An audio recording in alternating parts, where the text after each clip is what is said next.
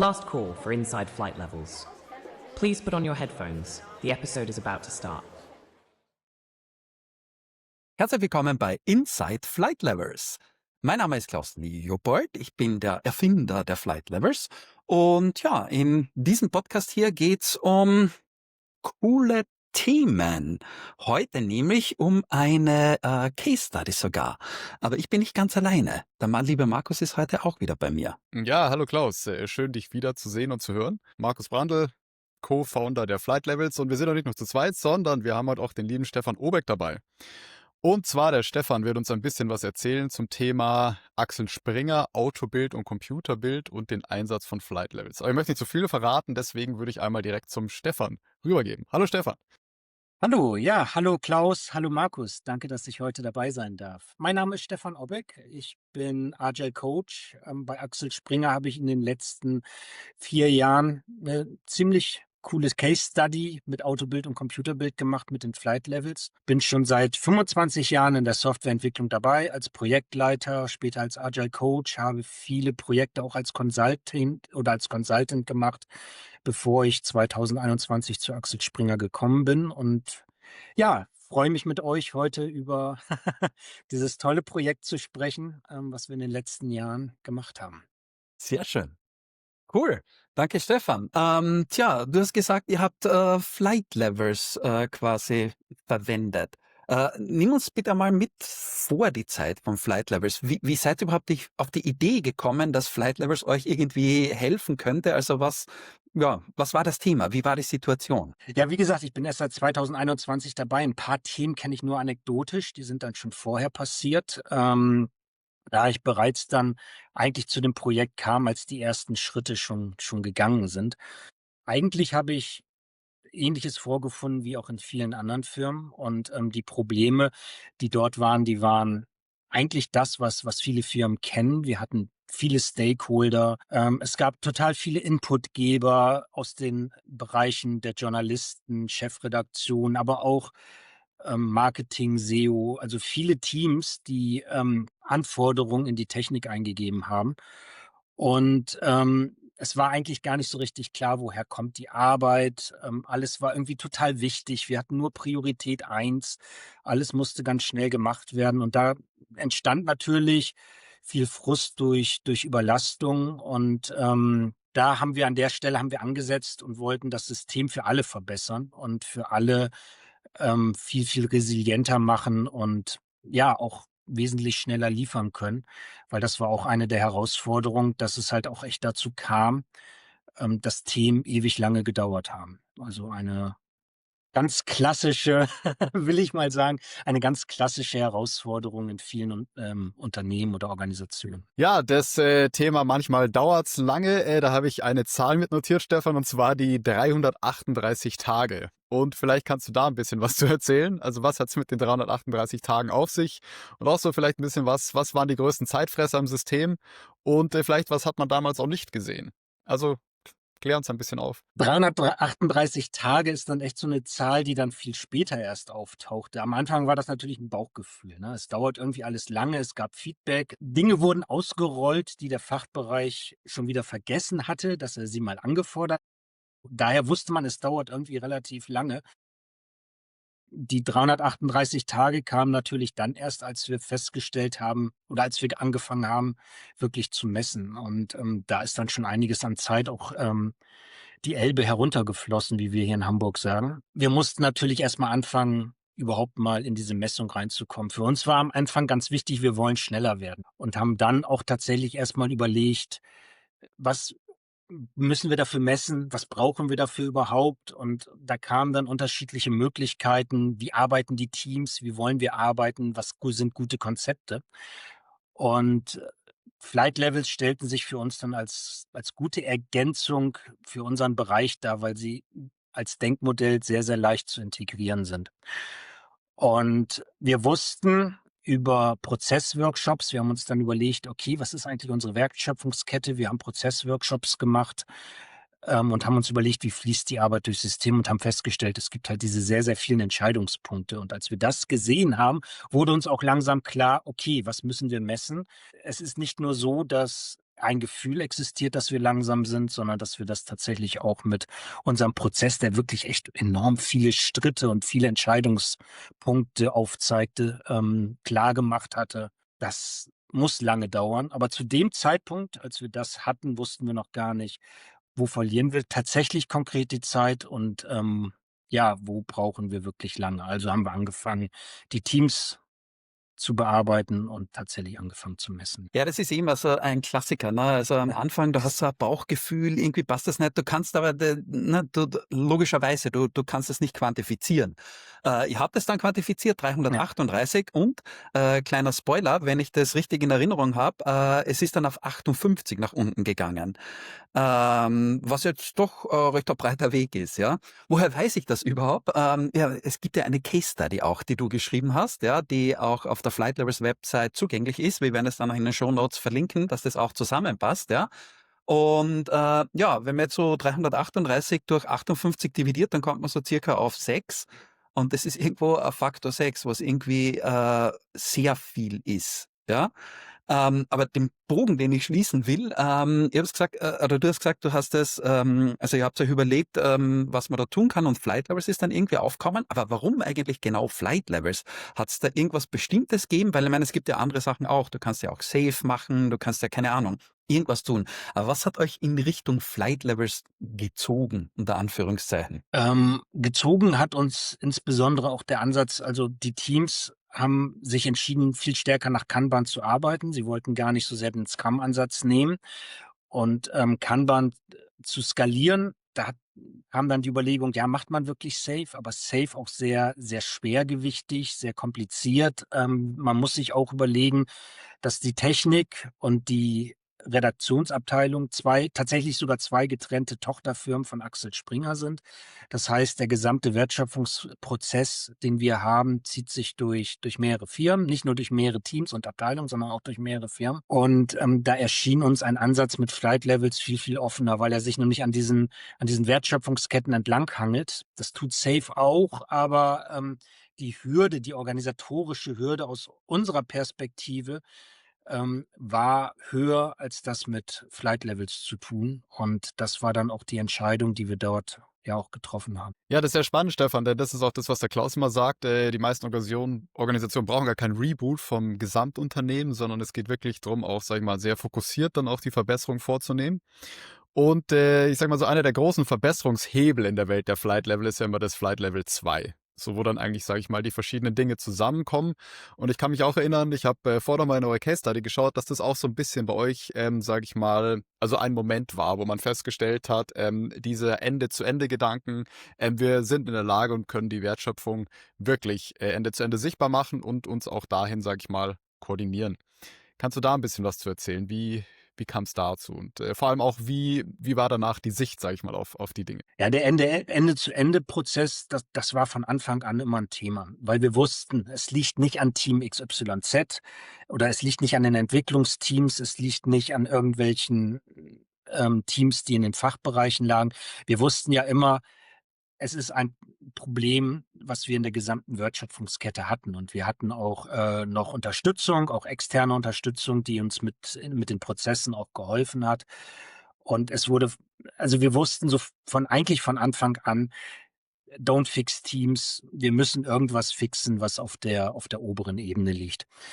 Und da kam natürlich Level 2, war da auf jeden Fall schon sehr, sehr, sehr schnell auch ein Begriff und sehr schnell, dass wir immer wieder gesagt haben, natürlich müssen wir in den Teams vieles tun. Sie müssen wissen, auch sie müssen verstehen, wie Flow funktioniert, weil wenn ich die Grundlage nicht habe, dann ist das sicherlich etwas, womit man dann auch Ebene 2 nicht gut in einen Flow bringen kann.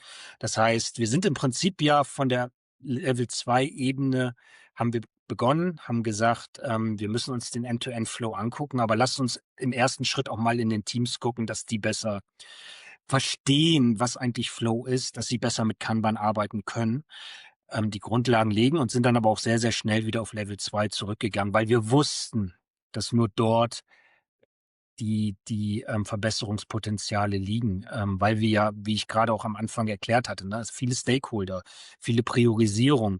Wir haben sehr schnell erkannt, dass das Problem auf dieser koordinativen Ebene liegt. Und Level 2 oder gerade die Flight Levels, die ja auf diese Level 2 Ebene ja auch sehr stark sich fokussieren und da sehr großen Wert drauf legen. Von daher war das eigentlich für uns eine gute Lösung, damit zu arbeiten. Ja, das ist ja spannend und da möchte ich noch gerne ein bisschen bleiben, Stefan, denn was ich aus so einer Praxis erlebe, also ich glaube, den meisten Unternehmen mangelt es fast gar nicht an der Idee zu sagen, Ende zu Ende wäre gut und wir visualisieren das Ganze mal. Also wir setzen, weiß ich nicht, wir haben in Jira unseren Ende-zu-Ende-Fluss aufgesetzt, aber daraus auch mit den Beteiligten ein lebendiges Arbeitssystem zu bekommen, ist ja nochmal eine ganz andere Sache. Also das heißt, sage ich mal, dass man, wenn man es visualisiert hat, auch das ganze Thema Interaktion darum aufbaut. Also das heißt, sag ich mal, das eigene Baby zum Leben erweckt. Wie ging es euch denn da? Oder vielleicht kannst du da noch ein bisschen Einblicke geben. Ja, das ist eine Herausforderung. Das ist auch, glaube ich, würde ich mal tatsächlich auch sagen, bei Flight Levels noch eine spezielle Herausforderung, weil es natürlich die Menschen viel stärker braucht. Bei Safe hätte ich den Vorteil gehabt, hätten wir Safe implementiert, hätte ich einfach 40 Leute auf eine Schulung geschickt, alle hätten verstanden, jeder hätte seine Rolle gefunden und hatte dann einen gewissen Vorteil gehabt. Bei Flight Levels braucht es viel, viel mehr die Menschen und die Haltung. Aus meiner Perspektive, würde ich jetzt mal so sagen. Aber wenn man Menschen hat, die tatsächlich merken, wir müssen hier was verändern und der Veränderungswille ist da, dann ziehen eigentlich tatsächlich auch alle mit. Ne? Das ist auch eins der großen Learnings, was ich hatte. Und ich muss auch sagen, ich war sehr dankbar über das Team, was ich bei Autobild und Computerbild hatte oder was wir hatten allgemein, dass wir nämlich gesagt haben, wir merken diesen Schmerz und wir wollen tatsächlich was verbessern. Die Techniker waren überlastet, viele technische Schulden wurden aufgebaut aufgrund der fehlenden Priorisierung und sie wollten was verändern. Gleichzeitig hat aber auch der Fachbereich gemerkt, wir sind nicht schnell genug. Auch wir müssen etwas verändern. Und durch diese Haltung, die alle hatten wir natürlich auch ein positives Entgegenkommen für diese Veränderung. Und auch ein positives, sage ich mal, eine positive Haltung für Try and Error. Lasst uns mal was ausprobieren. Lasst uns mal Dinge transparent machen und von dort weitergehen. Und natürlich haben wir nicht alles richtig gemacht. Und wir sprechen ja wahrscheinlich auch gleich noch über die Discovery Sprints. Das war eine lange Reise, ne? Und da bin ich auch sehr dankbar für das Team, was immer wieder gesagt hat, das funktioniert nicht, lass uns mal was anderes probieren. Aber es hat keiner gesagt irgendwie, ach Stefan, das, was du da machst, oder das, was du uns hier vorschlägst, oder meine Coaching-Kollegen, die mich da ja auch unterstützt haben, das, was ihr hier gemacht habt, ist alles irgendwie Quatsch, wir wollen das nicht mehr, sondern, oh, da ist was nicht gelaufen, dann lasst uns mal probieren, wie können wir das besser machen. Und diese Haltung ist unglaublich wichtig, weil ohne das kommt man eigentlich nicht vorwärts. Ja, das ist natürlich ganz ein spannender Punkt. Ich glaube, das ist ja so in Flight Levels reingewoben, ne? Also es gibt ja so ein ungeschriebenes Prinzip, ne? Also mach nie etwas für die Leute, mach es mit den Leuten. Das heißt, die Leute mitnehmen auf die Reise und so. Es klingt halt so verlockend, ne? Mach mal eine Schulung und dann wird alles gut. Und wenn es nicht gut wird, macht man noch eine eintägige Mindset-Schulung hinterher und dann wird es aber richtig funktionieren, ne? Ähm, hat man halt so in der Praxis noch nie gesehen, ja. Auch das finde ich cool, was du gerade gemeint hast mit diesem Trial and Error, ja.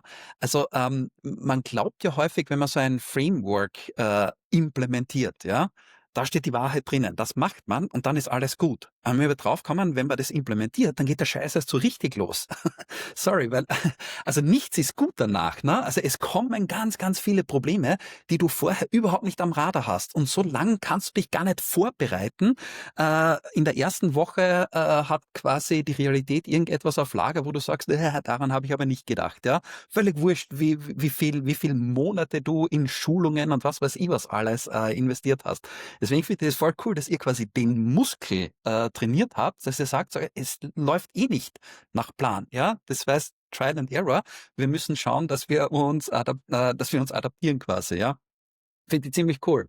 Und die Leute habt ihr ja quasi auch mit auf die Reise genommen. Das war am Anfang, also war das ganz natürlich für die Leute oder hat es schon 1-2 Minuten gebraucht, bis die in diese Denkweise reinkommen, dass man auch vielleicht auch einen Fehler machen kann, aber dass man das dann verbessert und so weiter? Ja, ist natürlich eine komplett unterschiedliche Geschwindigkeit. Also, es gab einige Menschen, die sind mit wehenden Fahnen vorangegangen. Das waren auch, auf jeden Fall, Menschen, die man nutzen oder die einem geholfen haben, die Dinge voranzubringen. Und natürlich gab es auch Menschen, die sich komplett verweigert haben. Also, wir sind ja nicht eine kleine Organisation mit Fachbereich und IT, da sprechen wir von ungefähr 150 Menschen.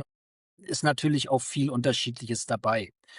Es ist halt auch schwierig, das auszuleveln und alles bewegt sich auch immer in Wellen. Mal geht es besser, mal kommt auch so der Punkt, wo alle sagen: „Ne, ey, wir haben grade keine Lust mehr.“ Das kommt immer alles in Wellen und ich glaube, man muss dranbleiben und man muss, glaube ich, auch verstehen, dass Veränderungsprozesse schon viel, viel früher anfangen. Also, Veränderungsprozesse legen irgendwann schon los. Schmerzen bauen sich vielleicht so langsam auf. Da haut jemand mit 'm Hammer irgendwo gegen und erst mal passiert noch gar nichts, bis die Organisation irgendwann wirklich knallt, bis es diesen einen Moment gibt. Aber in diesem Vorfeld ist schon ganz viel passiert. Mit diesem Knall, wo dann vielleicht diese Veränderung passiert, ist es aber ja auch nicht getan. Es geht dann ja auch weiter und wir verändern uns ja kontinuierlich. Es ist ja eine kontinuierliche Verbesserung. Die Welt bleibt nicht stehen und es ist ein Prozess, der lange dauert, mit Rückschlägen und mit Vorwärtskommen, ne? Und ich glaube, das ist etwas, worauf man sich einlassen muss, worauf sich sowohl die Führung oder das Management einlassen muss, auch zu sagen: „Ja, da gibt's nicht den 3-Monats-Plan und dann sind wir durch.“ Ne? Man wird immer wieder etwas finden und es gibt Themen, die sind etwas härter zu knacken und es gibt Themen, die sind weicher zu knacken, ne? Und auch für die Mitarbeiter. Und das ist manchmal auch gut, in so 'n Loch zu fallen und zu sagen: „Ach, das ist alles blöd“, wenn man da draus wieder positive Energie schöpft, dass man nämlich sagt, nachdem man sich mal so 'n bisschen den ganzen Frust von der Seele gesprochen hat, einfach auch sagt so: „Okay, und jetzt habe ich mich von diesem Ballast entfernt und jetzt lass uns mal gucken, wie wir die Probleme wieder lösen“, ne? Du sprichst mir gerade aus dem Herzen. Also, grad so dieses, also, häufig wird ja geglaubt, so 'ne Veränderung ist ein Zustandsübergang, ja? Wir sind derzeit in dem Zustand A, da ist alles blöd. Jetzt, installieren wir dann ein paar Methoden, Frameworks, was auch immer, dann sind wir im Zustand H, Gold, ja? Und plötzlich ist alles cool. Und das dafür für immer. Aber wie du gesagt hast, die Veränderung beginnt schon viel früher und die hört ja bitte nicht damit auf, wenn wir dann irgendwie ein komisches Flight Level 2 haben oder irgend so 'n Zug fährt irgendwo durch die Gegend oder irgendein Board steht irgendwo, dann geht's ja erst richtig los, ja? Und deswegen bei Flight Level sagen wir: „Okay, das trainieren wir quasi schon ganz am Anfang im Einführungsprozess.“ Ja, genau. Also es geht ja erst los, wenn wir dieses Vorspiel, diese Vorarbeiten mal quasi gemacht haben. Und das ist quasi so das Designen von einem Arbeitssystem oder so, das ist ja nur der erste Schritt. Du hast ja schon Discovery Sprints angesprochen. Ich vermute, dass das dann so die Fortsetzung war, ja, wo also der tägliche Betrieb im Prinzip. Ne? Also zuerst muss das irgendwie mal bauen und dann muss das betreiben.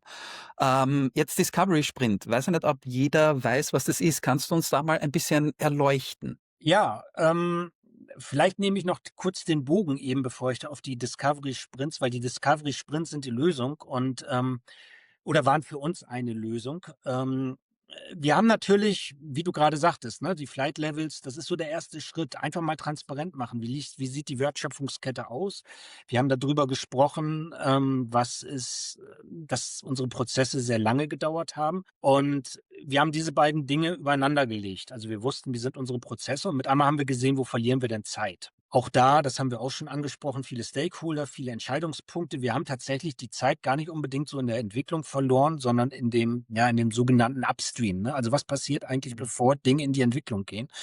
Weil da muss mal A mit B sprechen, B muss mit C sprechen, C spricht wieder mit D, aber D hat vorher schon mit A gesprochen und, willkommen im Leben und, das dauert natürlich ewig lange. Und dann haben wir uns überlegt, wie können wir diese Phase grundlegend verändern? Und eine Kollegin kam auf mich zu und sagte: „Hey, lass uns doch mal Design-Sprints oder Discovery-Sprints versuchen.“ Und ein Discovery-Sprint ist ein strukturierter Prozess, um schnell innovative Lösungen zu finden. Und das war so ein bisschen, wo wir gedacht haben: „Hey, das passt, das könnte passen.“ Und wunderbar auch, wo wir dann gedacht haben: „Ah, super, dass wir Flight Levels benutzen, weil wir können das Problem“, also Flight Level hat uns dieses Problem gezeigt und wir können dieses Problem mit einer anderen Methodik, mit denen wir gute Erfahrungen gemacht haben, tatsächlich lösen. Und mit diesem Discovery Sprint haben wir dann halt angefangen, tatsächlich Menschen zusammenzubringen, ne, einen strukturierten Prozess zu finden. Und wir haben halt gesagt, okay,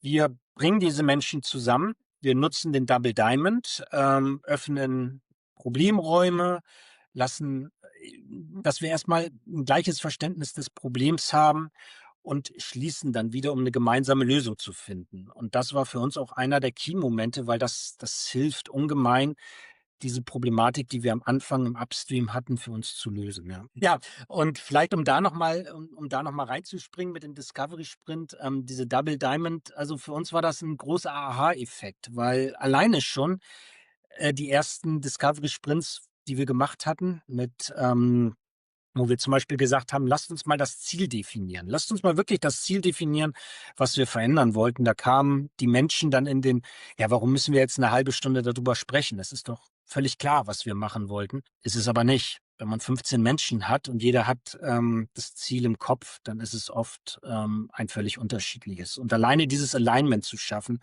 hat uns am Anfang tatsächlich viel geholfen und, ja, das konnten wir sehr gut in unserem Prozess mit einbinden. Ja, das finde ich sehr spannend, Stefan. Denn ich glaube, ich kann mir vorstellen, gerade der Upstream ist ja sowas, auch wenn man, also oft stellt man hinten raus fest, man hätte es eigentlich vorher irgendwie schon koordinieren sollen oder sich vorher Gedanken machen. Also ich nenne das mal so ein bisschen so die Wellenbrecher, ist für mich so der Upstream. Also zu sagen, es gibt ja quasi nichts Teures, als in der Implementierung, sag ich mal, Requirements herauszufinden und Dinge zu drehen. Also das kann man machen. Das war meistens hochgradig frustrierend und ziemlich teuer. Und da höre ich auch, dass quasi euch sag ich mal, der Design-Sprint dabei geholfen hat, das auch weiter vorzuverlagern und aber auch die richtigen Dinge zu finden, die für euch relevant sind. So, ich würde mal ein bisschen weitergehen. Und zwar habe ich gehört, es gab sowas oder das Thema Axel Springer Resilienz, aka das Hamburg-Berlin ohne Chaos. Das, das klingt wie eine gute Schlagzeile. Das wäre jetzt mal so ein bisschen interessant zu wissen, so was war denn dieser Hamburg-Berlin-Move und was war da auch, sage ich mal, so ein bisschen vielleicht auch der Härtetest für die Organisation? Ja, der Härtetest im Moment für die Organisation ist, dass es viel in der Nachrichtenwelt gibt es im Moment gerade sehr, sehr viel Veränderung, von KI über Geschäftsmodelle. Und diese Veränderung, die ging auch bei Axel Springer nicht vorbei. Es gab viele organisatorische Änderungen und eine davon war, du hast es gerade als Hamburg-Berlin-Move beschrieben, dass natürlich auch viele Organisationsteile umgezogen sind. Das betrifft sehr stark die Menschen und betrifft dadurch natürlich auch sehr stark die Arbeit. Wir hatten allerdings, wenn ich das rein aus der Arbeitsperspektive sehe, einen ziemlich guten Vorteil bei vielen dieser Umstrukturierungsmaßnahmen. Dieser Move ist jetzt erst vor relativ kurzer Zeit passiert. Die Arbeit, die wir vorher mit Flight Levels gemacht haben, die wir in die Transparenz unserer Prozesse, in das Alignment unserer Prozesse stecken konnten, geholfen haben, dass wir zumindest in diesen sehr bewegenden Zeiten, die auch für viele Menschen schwierig gewesen ist, weiterhin lieferfähig bleiben konnten. Diese Prozesse haben uns wirklich geholfen, wie so ein Anker, zumindest durch diese schweren Wellenzeiten und Veränderungszeiten weiterhin gute Software zu liefern und auch vielleicht Menschen, die uns verlassen haben, wo Stellen anders gesetzt wurden, ersetzt wurden, diese Menschen dann schneller in unsere Prozesse reinzubringen und die Arbeitsabläufe sofort wieder oder weniger zu interrupten. Das heißt, sie haben da eine gute Resilienz entwickelt und da haben uns tatsächlich auch all die Prozesse, die wir hatten, die Flight Levels und so weiter, das Flight Levels Denkmodell immer wieder geholfen, weil wir immer wieder sagen konnten, guck mal, das ist the way of working für Autobild und Computerbild und lasst uns das nutzen. Und die Zahl 58, die ihr eben gesagt habt, die stammt genau aus dieser Zeit. Also selbst in diesen bewegenden Zeiten, die für die Menschen sehr, sehr schwer war, ist es uns gelungen, tatsächlich auch die Durchlaufzeiten oder unser Ziel, auch wirklich schneller zu werden, trotzdem noch im Auge zu behalten und eigentlich auch beizubehalten. Ja. Also das hat uns sehr, sehr viel Prozessresilienz. Ne, das klingt natürlich cool. Ich meine, also gerade wenn man sich heutzutage die Zeit anschaut, es ist ja nicht so, dass, ich meine, okay, Medienbranche, da geht's ja schon relativ lange irgendwie äh, wirrig dahin, sagen wir mal so, ja.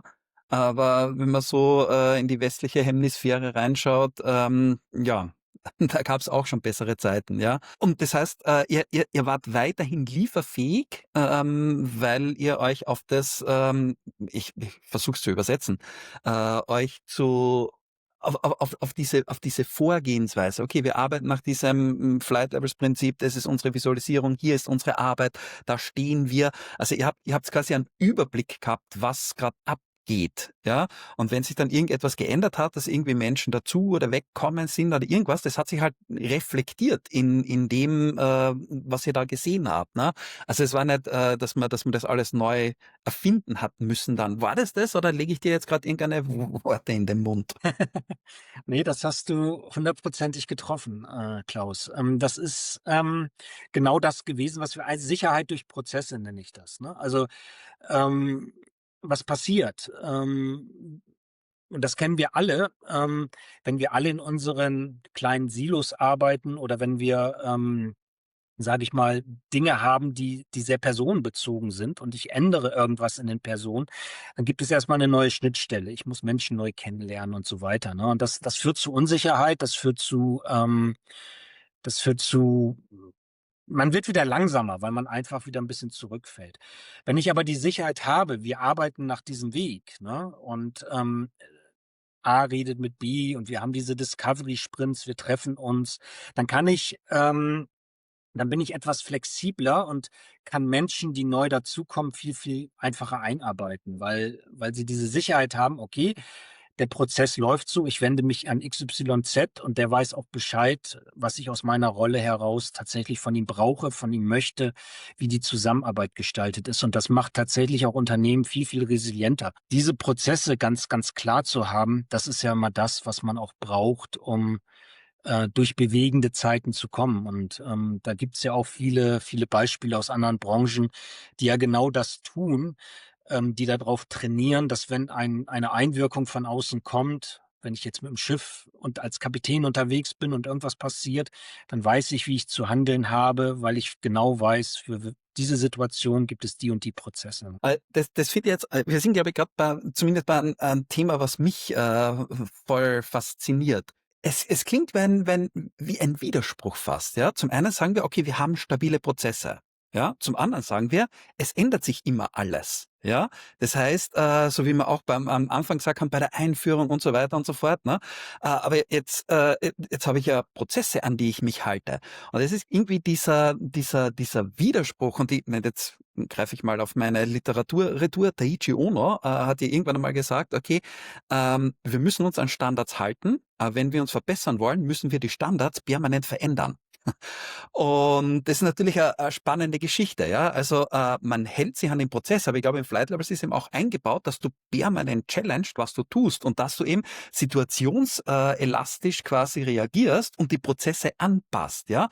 Und Prozess ist ja auch ein großes Wort, ja. Da hast du ja von einer Makroebene Prozesse bis runter auf einer Mikroebene. Aber ich glaube, dieses Spannungsfeld zu halten, das ist, glaube ich, das, worauf es ankommt. Ja, zum einen eben, wenn eine Veränderung kommt, darauf reagieren, aber eben nicht im vollen Freestyle-Modus, sondern wenn wir es dann geändert haben, das dann wieder in einem Prozess, und das sind jetzt große Worte, sichtbar machen, ja, oder zu standardisieren, aber halt nur so lange, wie es sinnvoll ist. Und ich glaube, genau dafür ist Flight Levels gebaut. Wenn du dir zum Beispiel auf Flight Level 2 anschaust, ja, du siehst einfach, okay, so ist es, wie wir miteinander tun. Die richtigen Leute reden zur richtigen Zeit über die richtigen Themen und so funktioniert's. Wenn sich jetzt irgendwas ändert, dann bauen wir das um und sofort ist der neue Prozess quasi wieder für alle klar, wie er funktioniert. Und ich finde das super cool, dass wir darüber reden, weil ich glaube, das hinzubekommen, das ist die eigentliche Kunst. Ja, also es geht nicht darum, einmal ein schönes Flight Level 2 oder was auch immer zu pinseln, sondern genau sich in dem Spannungsfeld zu bewegen. Mir würden jetzt noch circa 8 Millionen Fragen diesbezüglich einfallen. Ja, wie hast du das eigentlich erlebt? Also wie seid ihr dorthin gekommen? Ja, viele Fragen poppen gerade in meinem Kopf auf. Wenn du da einfach mal kurz rein reflektierst. Du meinst dahin gekommen, dass wir genau dieses Spannungsfeld gelöst haben, dass wir sagen konnten, Auf der einen Seite die Prozesse als Anker für die Organisation, auf der anderen Seite auch die Veränderung. Was natürlich auch immer wieder Arbeit benötigt, ne, und immer wieder reflektiert. Da sind wir auch sehr gut unterwegs gewesen, dass wir uns auch immer wieder hinterfragt haben: „Was können wir tatsächlich anders machen?“ Wir haben Retros gemacht. Und für mich ist das zwar 'n Spannungsfeld, aber eigentlich auch bedingt es sich, weil wir stehen ja nicht. Und wir wissen, die Anforderungen sind ja auch immer wieder anders.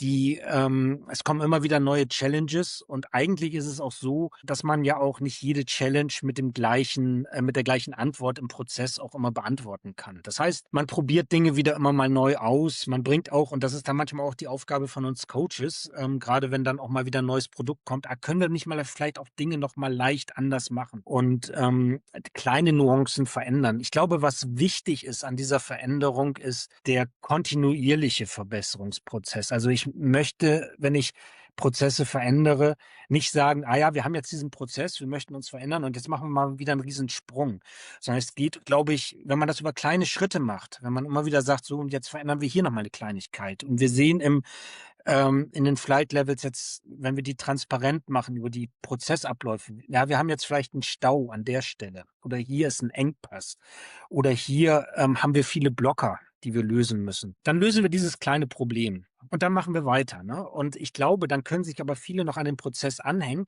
aber sie merken, dass durch diese Kleinveränderung, die man macht, sich das System immer wieder weiter verbessert und entwickelt. Und es ist dann auch nicht so schlimm, wenn man mal was Falsches probiert oder wenn man halt mal in die falsche Richtung läuft. So what? Dann dreht man es wieder zurück und man hat nicht den großen Verlust erreicht, ne? Also, ich glaube, da drin liegt ein großes Geheimnis, ja. Ja.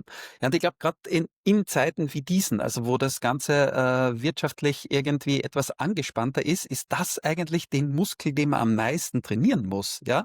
Also, ich sage mal so, in Österreich gibt's den schönen Spruch: „Mit voller Hose ist leicht stinken.“ Das heißt, wenn ich ein Businessmodell habe, was quasi, ja, Geld scheißt, schöne Wörter, die wir heute verwenden, dann ist das alles vielleicht nicht so relevant, ja? Aber wenn wir merken, es ist alles etwas angespannt, genau in dem Moment musst du auch viele Sachen ausprobieren quasi. Das heißt, du musst situationselastisch irgendwie, unterwegs sein, weil sonst wird's halt, ja, eher schwierig. Gerade wie in Zeiten wie diesen, wie man so schön sagt. Ich glaube, was ich noch ergänzen kann, bevor wir ein bisschen weiterschauen, ist, ich glaube, gerade ist ja so viele Unternehmen, also wir haben das ganze Thema, sag ich mal, so Flattening, also das heißt, Unternehmen flachen sich irgendwie ab und schrumpfen auch wieder. Und ich glaube, das ist ja auch das, Klaus, was wir immer so feststellen, egal ob ich wachse oder schrumpfe als Unternehmen.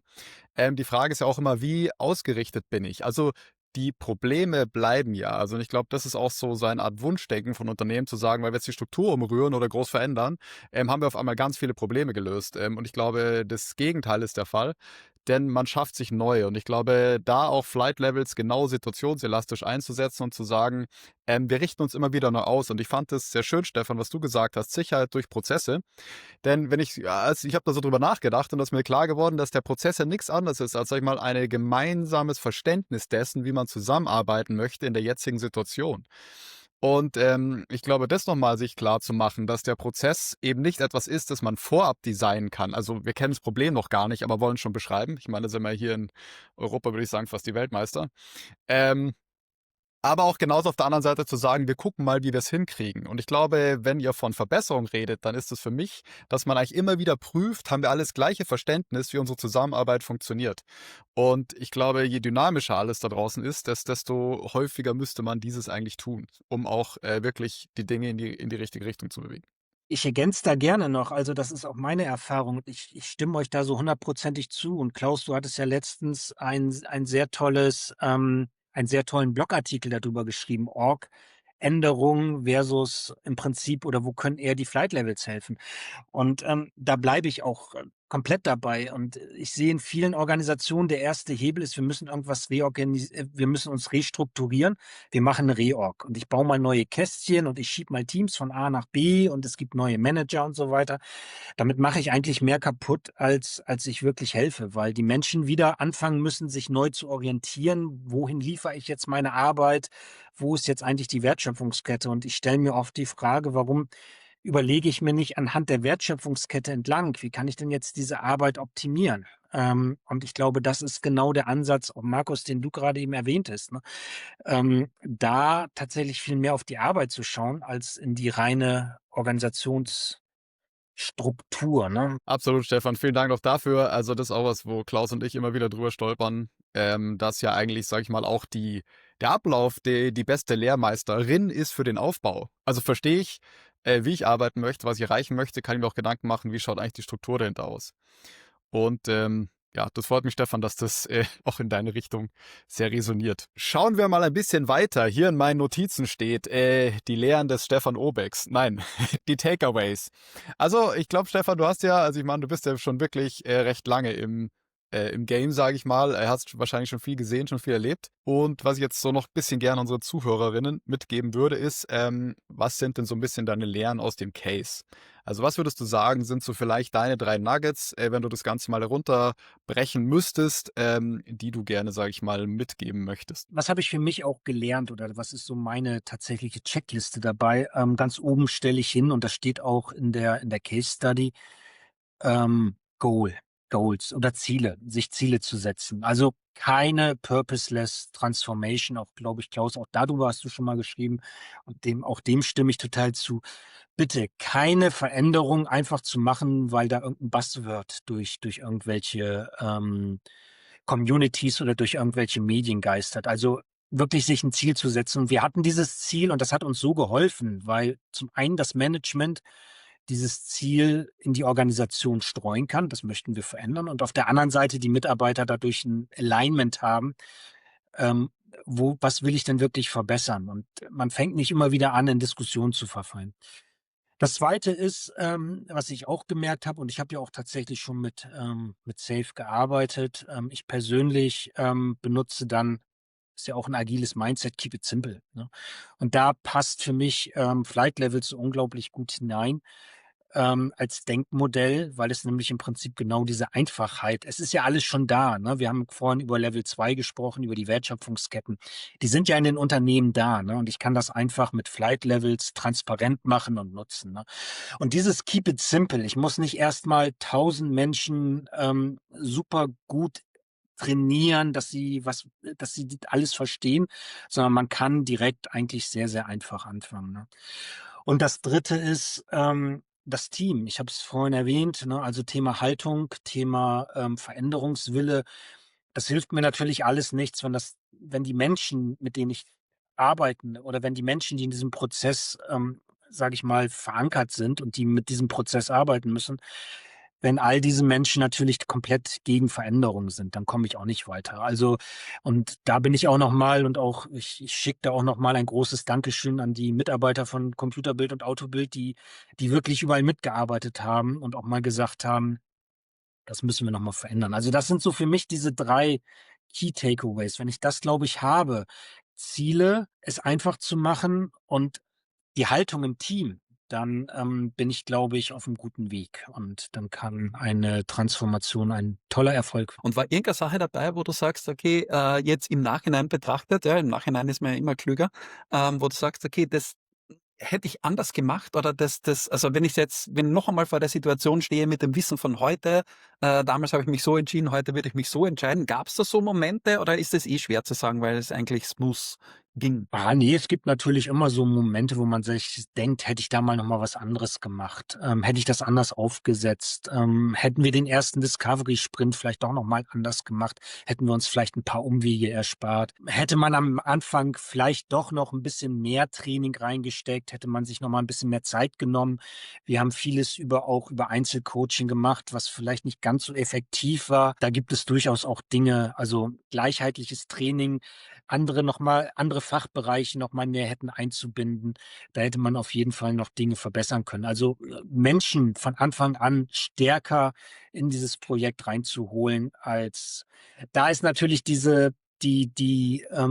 soll ich sagen, das macht das Keep it simple natürlich sehr verführerisch, einfach zu sagen: „Ja, dann starte ich einfach mal.“ Heute würde ich, glaube ich, sagen, ich würde nicht mehr so viel im Einzelcoaching machen, sondern doch viel mehr im Training die Menschen noch ein bisschen stärker abholen, ne? Für einen selber ist es total auf den ersten Blick, gerade als Coach, gerade als Organisationsentwickler, es ist alles so einfach. Es ist so klar, aber für die Menschen, die man mitnehmen muss, die muss man halt auch mitnehmen. Das habe ich auch. Also was ist dein Job und was ist der Job von den Leuten, die du mitnimmst? Ne? Also dein Job ist es genau, um solche Sachen sich Gedanken zu machen. Wie arbeiten wir am besten und so weiter. Das ist das, wo dein Herz schlägt. Ne? Und der andere sagt, ja, gib mir ein also ich mach's mal extrem, gib mir ein Keyboard in einen Kaffeeschlauch und ich programmiere vor mich hin. Ja, also was willst du mit deinen irgendwas, was auch immer Sachen, ja? Und deswegen, das ist schon noch einmal, auch wenn es einfach daherkommt. Und es ist ja für die Leute auch einfach, aber die sind in einer anderen Denkwelt, logischerweise, ja.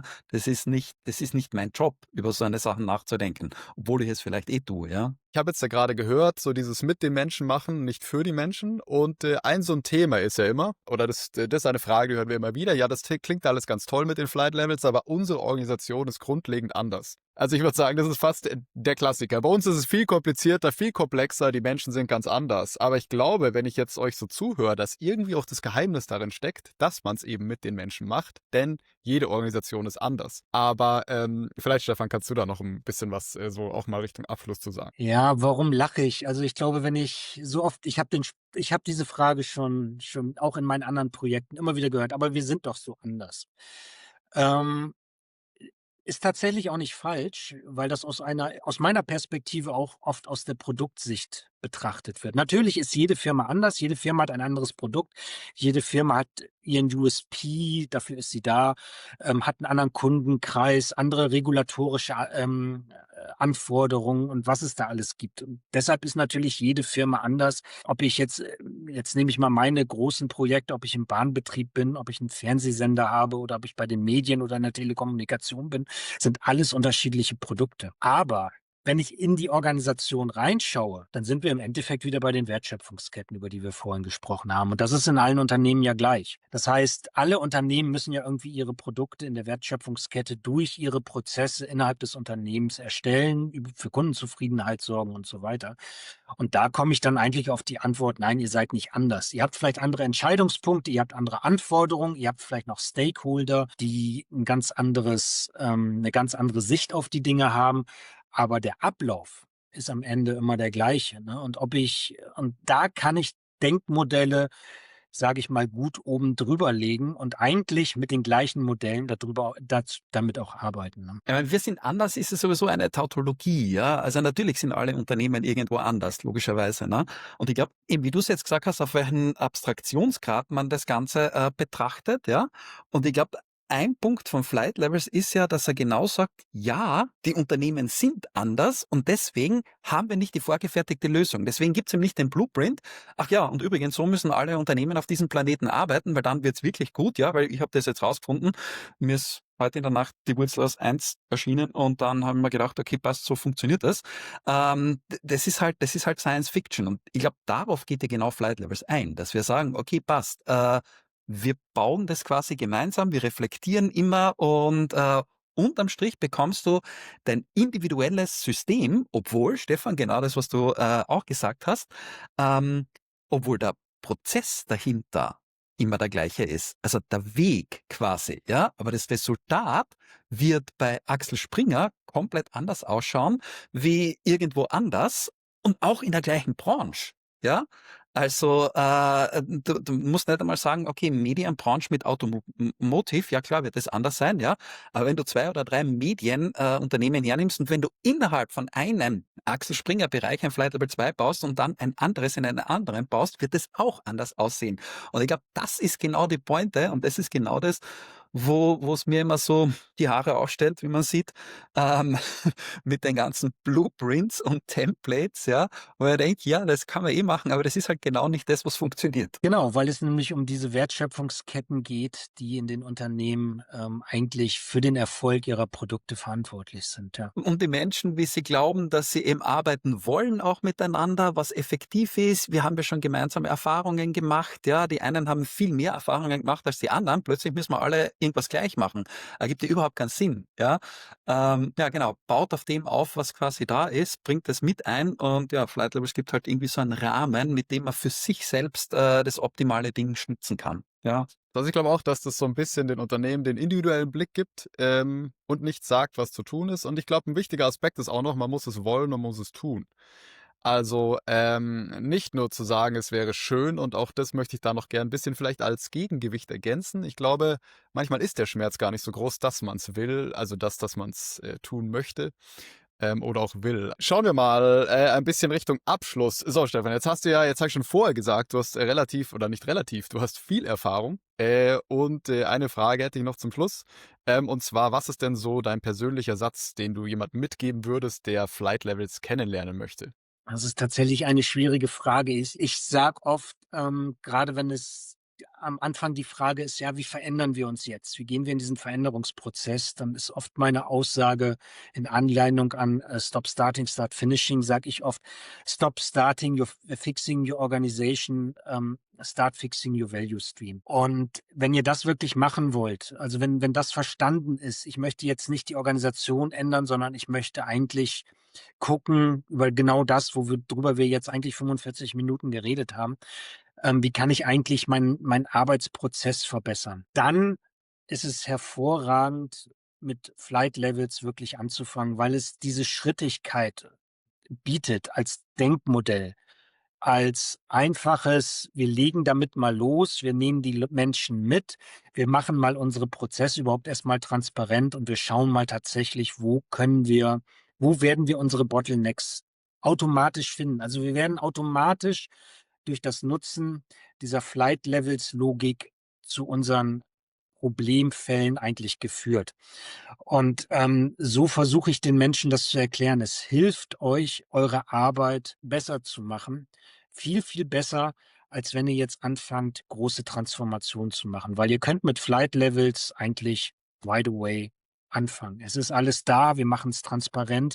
Und wie du vorhin schon sagtest, Klaus, eigentlich ist das dann der Punkt zum Loslegen. Ne? Die Flight Levels sind ja dann dafür da, um loszulegen, einen Rahmen zu schaffen, die Probleme zu entdecken und dann peu à peu jedes dieser Probleme zu lösen. Und so versuche ich das immer als Rahmen zu setzen. Also lasst uns lieber unsere Arbeit gut machen, als neue Kästchen in irgendwelche PowerPoints zu schreiben. Ja, das wird uns nicht weiterbringen. na, das ist ja ein super schöner Schluss. Der macht es super schön rund. Vielen lieben Dank, lieber Stefan, dass du deine Erfahrungen mit uns hier geteilt hast. Wir haben ein paar, also es gibt eine Case Study zu deinem Fall quasi, zu eurem Fall im Axel Springer Verlag. Wir werden das nochmal in den Shownotes verlinken und wir werden das nochmal durchschauen. Da hast du ein paar Blogposts und so erwähnt, die werden wir dann auch verlinken, damit die Leute sich dann da weiter einlesen können.